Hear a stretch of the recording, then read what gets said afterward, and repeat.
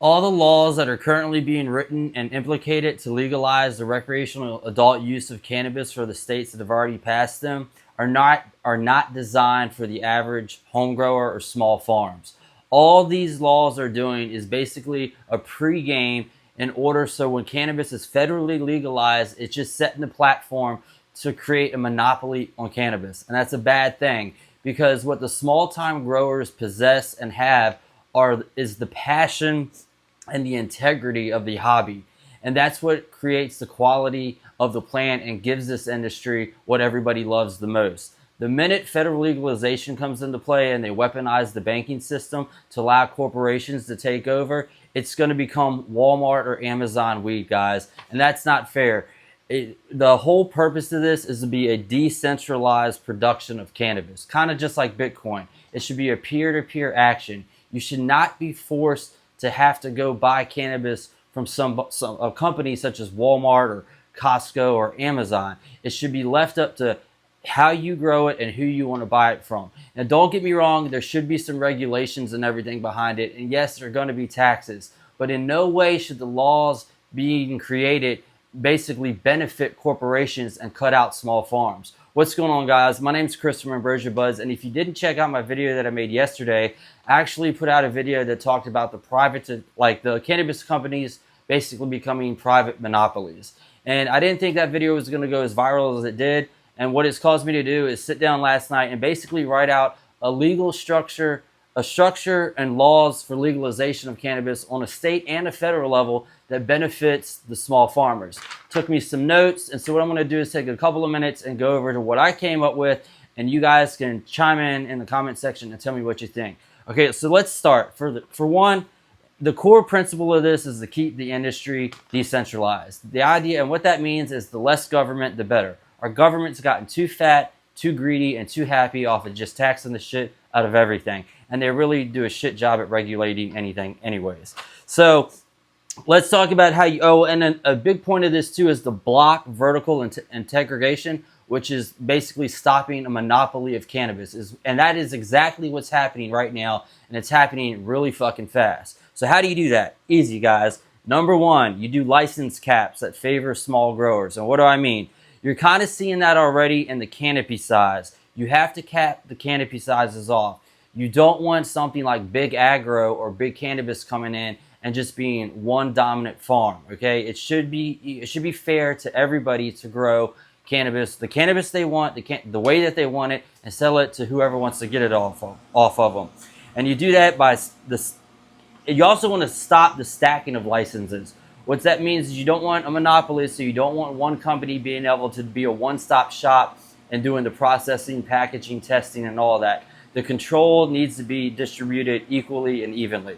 And the way you do that is you prevent corporations from buying multiple companies or multiple licensing through shell companies, okay? Which brings us to number two.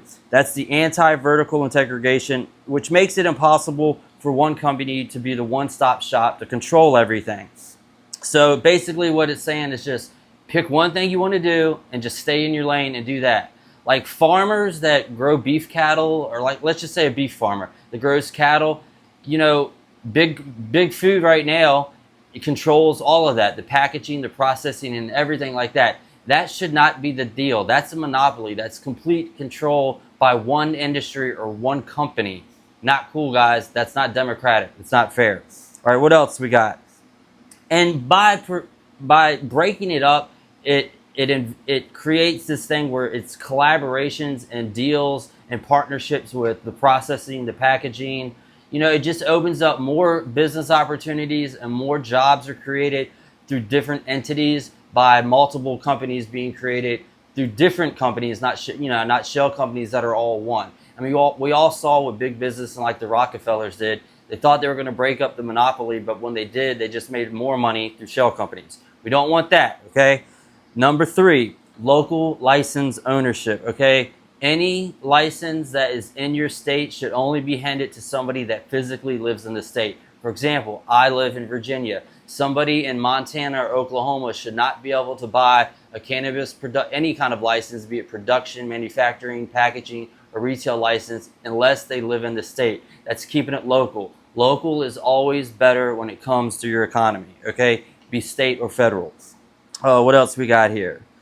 Just the co-op, and what this does too is, and the licensing goes with the packaging and all that too, and it just creates a farmer market supply and chain for cannabis. And in my last video, I kind of mentioned that idea of like, one day we'll possibly have like cannabis markets, just like a farmer's market. And that's what having state license ownership would do. Number 5, I got my notes, hold on. A retail model that benefits craftsmanship first. And the way you would do that is you would have, like, when retail shops open up, you would make them have 40 to 60% of the supply come from small farmers that have local licenses, and they should have a local license as well and be a state resident. So all the money is going to your state. And you should also have direct sale from farmer to consumer. Just like wine, it's no different than the wine industry. You can go to a vineyard, have dinner at a vineyard, tour the vineyard, and buy a bottle of the vineyard's wine directly from the vineyard. And also that brings you to another thing that you see in vineyards in the wine game is a display farm of origin on the packaging. So you should definitely, be able to say, hey, this cannabis came from this farm. It's just that helps with branding, marketing, and just, reputations of farms. And that way you know what you're buying and who you're buying it from, and the way that they grew it. Now, number 6, this is an important one. Let's be real. When it comes to government regulation, they all want one thing: taxes. The taxation on cannabis should be based on revenue and not weight. That's a huge problem, and I definitely see this with buddies of mine that have big grow ops in California.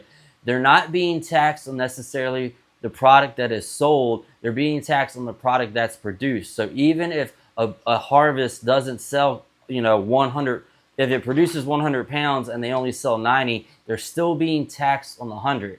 And then it's a compound tax as well in certain states, the way that it's set up. So it's being taxed from the manufacturer to the distributor to the retailer. So you're getting a triple tax. Not fucking cool.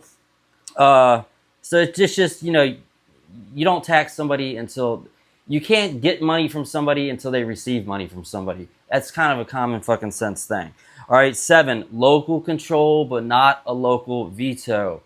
And that's just the regulation comes locally, where they can't just come in and say we're shutting everybody down at once.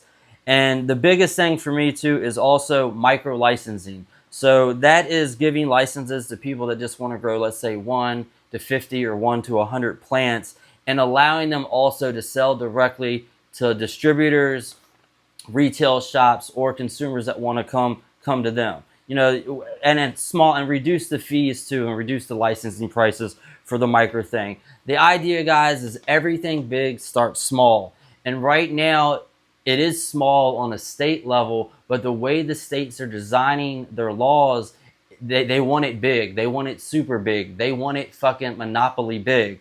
I do not want to see the cannabis industry turn into Walmart or fucking Amazon, guys. And with this structure, it supports local economy, supports local jobs. It just keeps the integrity of the industry at hand, and the control and the powers of the local growers themselves. Right now, as excited as people are getting for the recreational use of the laws, don't be blindsided at how they're setting these laws up, because the cannabis industry is about to get fucked in the ass hard. And the prime example is yesterday they just released that hemp ban. Guys, they're playing sneaky and they're playing dirty, and they know how to do it really good because they've been doing it for 100 years. This model has been in place, and they're just perfecting it for the cannabis industry because they know it's a multi-billion-dollar industry. I do not want to see small growers get cut out of this, and and the quality and just the industry itself get shit tanked. We created this culture. The home growers that have fought for decades for legalization, growing under the radar in guerrilla grows when it was illegal, doing felony prison time, getting busted for something that now they're trying to tax the shit out of before they can actually just cut us out completely and give it over to big business. Guys, so that's my 2 cents for the day. If you like what you're hearing, do yourself a favor, ring the notification bell, subscribe to the channel, and just be a part of this and stay on top of your cannabis control commissions or your cannabis control committees. And just, your voice does fucking matter. We need to keep big business out of this industry. It is ours, and it will remain ours. Peace. Stay green and keep growing.